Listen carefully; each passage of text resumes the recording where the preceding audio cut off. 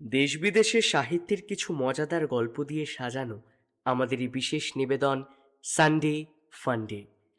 আজ আপনাদের জন্য সত্যজিৎ রায়ের লেখা গল্প প্রতিকৃতি। আজকের গল্প পাঠী এবং গল্পের সূত্রধার আমি সৌজাত্য। শুরু হচ্ছে সত্যজিৎ রায়ের প্রতিকৃতি। রঞ্জন পুরকায়স্থ কলকাতার একজন নামকরা চিত্রকর। শুধু কলকাতা কেন, তার খ্যাতি পশ্চিমবাংলার বাইরে সারা ভারতবর্ষেই ছড়িয়ে পড়েছে। বোম্বাই, মাদ্রাজ, দিল্লি, ব্যাঙ্গালোর, হায়দ্রাবাদে তাঁর আঁকা ছবির প্রদর্শনী হয়ে গেছে। ছবি বিক্রি করেই পুরকায়স্থ মশাইয়ের রোজগার, এবং সে রোজগার রীতিমতো ভালো। গত মাসেই বোম্বাইতে তার একখানা অয়েল পেন্টিং 35,000 টাকায় বিক্রি হয়েছে। পুরকায়স্থ মশাইয়ের আঁকার ঢং যাকে বলে আধুনিক, তার সঙ্গে বাস্তব জগতের সাদৃশ্য সামান্যই পাওয়া যায়। তার মানুষগুলিকে মনে হয় অক্ষম কারিগরের হাতের তৈরি পুতুল, গাছগুলিকে মনে হয় খ্যাংড়া কাঠের ঝাঁটা, আকাশের মেঘগুলিকে মনে হয় ভাসমান মাংসপিণ্ড, আর তার পশু পাখির সঙ্গে প্রকৃতি বা চিড়িয়াখানার মিল নেই। কিন্তু আজকাল এই রীতিতে শিল্পরসিকরা অভ্যস্ত, তাই এমন ছবি এঁকেও পুরকায়স্থর রোজগারে কোনো খামতি নেই।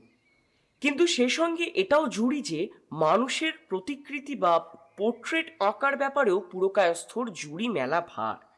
এখানে তিনি আধুনিক রীতি ব্যবহার করেন না। ছবি দেখলে মানুষ বলেই মনে হয়, এবং যার ছবি আঁকা হয় তার সঙ্গে চমৎকার সাদৃশ্য পাওয়া যায়। এই পোর্ট্রেট আঁকতেও রঞ্জনবাবুকে মাঝে সাঝে হিল্লি দিল্লি করতে হয়, এবং এতেও তার রোজগার হয় ভালোই। প্রমাণ সাইজের একটি অয়েল পেন্টিংয়ে তিনি 15,000 টাকা করে নেন। ইচ্ছে আছে আগামী বছর সেটাকে 25 করে তুলবেন। ফটোগ্রাফির যুগেও যে কোনো কোনো ধনী ব্যক্তিরা নিজেদের ছবি আঁকাতে ভালোবাসে, সেটা রঞ্জনবাবুর ক্ষেত্রে বারবার প্রমাণ হয়ে গেছে। এক রবিবার সকালে রঞ্জনবাবু রিচি রোডের সুসজ্জিত ফ্ল্যাটে এক ব্যক্তির আগমন হলো। দেখেই বোঝা যায় ইনি অর্থবান। লম্বা দশাশয়ী চেহারা, পরনে র সিল্কের স্যুট, হাতের 5 আঙুলে আংটি, চেহারায় ব্যক্তিত্বের ছাপ পরিষ্কার। ভদ্রলোক বললেন তার নাম শ্রীবিলাস মল্লিক। মল্লিক মশাইয়ের শখ রঞ্জন পুরকায়স্থকে দিয়ে নিজের একটি পোর্ট্রেট আঁকাবেন, এবং সেটা হবে লাইফ সাইজ পূর্ণাঙ্গ পোর্ট্রেট। তার জন্য যা খরচ লাগে তা তিনি দিতে রাজি আছেন। রঞ্জনবাবু ভদ্রলোকের নাম শুনে চিনলেন তিনি কলকাতার সবচেয়ে অর্থবান ব্যবসায়ীদের অন্যতম। কত লাগবে? জিজ্ঞেস করলেন শ্রীবিলাস মল্লিক। 50,000, সোজাসুজি বললেন রঞ্জন পুরকায়স্থ। খদ্দের এক কথায় রাজি। রঞ্জনবাবুর হাতে একটি অসমাপ্ত ছবি ছিল, একটা বড় পেন্টিং, যেটা শেষ করতে লাগবে আরো 7 দিন। সেই হিসেব করে মল্লিক মশাইকে দিনক্ষণ বলে দিলেন শিল্পী। রোজ সকাল 9টায় 1 ঘন্টার জন্য সিটিং দিতে হবে। ছবি কতদিনে শেষ হবে? জিজ্ঞেস করলেন শ্রীবিলাস মল্লিক। দিন 15, বললেন রঞ্জনবাবু। বাহ, ভেরি ওয়েল, বললেন মল্লিক মশাই। সেটেলড। আপনার আগাম কিছু লাগবে কি? আগে না। কোনো বড় কাজে হাত দেওয়ার আগে রঞ্জনবাবু তার গুরুর কাছ থেকে আশীর্বাদ নিতেন। বাবাজির নাম সরলানন্দ স্বামী। 10 বছর আগে রঞ্জনবাবু এনার শিষ্যত্ব গ্রহণ করেছেন। অনেক ব্যাপারেই এনার পরামর্শ নেন। স্বামীজিও তার শিষ্যকে খুব স্নেহ করেন। ভদ্রলোকের অনেক ক্ষমতা, তার মধ্যে ভবিষ্যদ্বাণী একটি। শিষ্যের কাছে সব শুনে টুনে মিনিট 3 ধ্যানস্থ থেকে স্বামীজি বললেন, সংকট আছে। কি সংকট স্বামীজি? অনেক বিপত্তি। এ কাজটা নিয়ে তুই ভালো করিসনি। তবে কি ভদ্রলোককে বারণ করে দেব? দাঁড়া দাঁড়া। বাবাজি আবার চোখ মুছলেন আর বসে বসে আগু পিছু তুলতে লাগলেন। প্রায় 5 মিনিট এইভাবে চলার পর বাবাজি আবার চোখ খুললেন। রঞ্জনবাবু উৎকণ্ঠিত চিত্তে গুরুর দিকে চেয়ে আছেন। গুরু বললেন, শেষ পর্যন্ত সব বিপত্তি উতরে সাফল্যই দেখতে পাচ্ছি। না, লেগে পড় কাজে, বুঝলি? রঞ্জন পুরকায়স্থ পরম নিশ্চিন্তে বাবার পদধূলি নিয়ে তার কাছ থেকে বিদায় গ্রহণ করলেন। শনিবার 7ই মাঘ শ্রীবিলাস মল্লিকের পোর্ট্রেট আঁকার কাজ শুরু হলো। মল্লিক মশাই আমুদে মানুষ, আগেই জেনে নিলেন মাঝে মাঝে কথা বলা চলবে কিনা। সচরাচর এ ব্যাপারে পুরকায়স্থ অনুমতি দেন না, কিন্তু এত বড় খদ্দের বলে তাকে হ্যাঁ বলতে হলো। তবে ঘাড় ঘোরানো চলবে না, কথা বললে একদিকে, অর্থাৎ আমার ডান কাঁধের দিকে চেয়ে বলতে হবে। চারকোলের প্রথম টান যখন পড়ল তখন সকাল 9:15। দিনে দিনে ক্যানভাসে শ্রীবিলাস মল্লিকের চেহারা ফুটে উঠতে লাগলো। অত্যন্ত নিপুণ শিল্পী, তাতে সন্দেহ নেই। তবে এই অবস্থায় তার কাজ দেখার লোক একমাত্র শিল্পী নিজেই। যার ছবি আঁকা হচ্ছে তিনি দেখবেন ছবি একেবারে শেষ হলে। এই শর্তটার কথা আগে বলা হয়নি, মল্লিক মশাইও এই শর্তে আপত্তি করেননি। 12 দিনের দিন পোর্ট্রেট যখন প্রায় শেষ হয়ে এসেছে তখন সিটিং দেওয়ার মাঝখানে আধ ঘন্টার মাথায় শ্রীবিলাস মল্লিক বলে উঠলেন তার মাথাটা কেমন যেন ছিমছিম করছে। রঞ্জনবাবু কাজ থামিয়ে দিয়ে বললেন, আপনি তাহলে বাড়ি চলে যান, আমার তো প্রায় হয়েই এসেছে, কাল সুস্থ বোধ করলে আবার আসবেন। কিন্তু পরের দিনও সুস্থ বোধ করলেন না শ্রীবিলাস মল্লিক। শুধু তাই নয়, তার জ্বর এলো প্রায় 103 ডিগ্রি। 3 দিনের দিন বোঝা গেল ব্যারাম গুরুতর। নার্সিংহোমে চালান দিতে হলো রুগীকে। রঞ্জন পুরকায়স্থ ইজেল থেকে পোর্ট্রেট নামিয়ে পাশে সরিয়ে রেখে একটা আনকোরা নতুন ক্যানভাস চাপিয়ে তাতে আধুনিক ঢঙে একটি ল্যান্ডস্কেপ শুরু করলেন।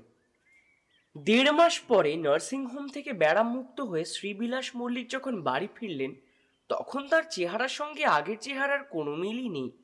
ওজন 90 কিলো থেকে নেমে হয়েছে 72 কিলো। গাল বসে গেছে, চোখ কোটরে ঢুকে গেছে। রঞ্জন পুরকায়স্থকে খবর পাঠালেন ছবি এখন থাক, চেহারা আরেকটু ভালো হলে আবার নতুন করে সিটিং দেওয়া যাবে। 1 মাস পরে শ্রীবিলাস মল্লিকের চেহারা আরেকটু ভদ্রস্ত হলো, তবে আগের চেহারার সঙ্গে এখনো কোনো মিল নেই। মল্লিক বললেন, এই অবস্থায় আবার নতুন করে ছবি আঁকা হোক। ডাক্তারেরা তাকে ডায়েট কন্ট্রোল করতে বলেছেন, তাই 80 কিলোর চেয়ে ওজন আর বাড়বে না। রঞ্জন পুরকায়স্থ ইজেলে আবার নতুন ক্যানভাস লাগালেন। মল্লিক মশাইয়ের জামা কাপড় আবার সবই নতুন করে খাটো করে করতে হয়েছে। তবে এটা ঠিকই যে মানুষটাকে এখন দেখলে আর অসুস্থ বলে মনে হয় না। 4 দিন আঁকার পর একদিন বিকেলে রঞ্জনবাবু তার ফিয়াট গাড়ি করে নিউ মার্কেট গিয়েছিলেন একটু বাজার করতে। বাড়ি ফেরার পথে পার্ক স্ট্রিটের মোড় ছাড়িয়ে খানিক দূরে যেতেই একটা মিনি বাস দ্রুত বেগে বেপরোয়া ভাবে এসে গাড়ির ডান দিকে মারল ধাক্কা। গাড়ি তো ড্যামেজ হলোই, সে সঙ্গে রঞ্জনবাবুর ডান হাতটা গুরুতরভাবে আঘাত পেল।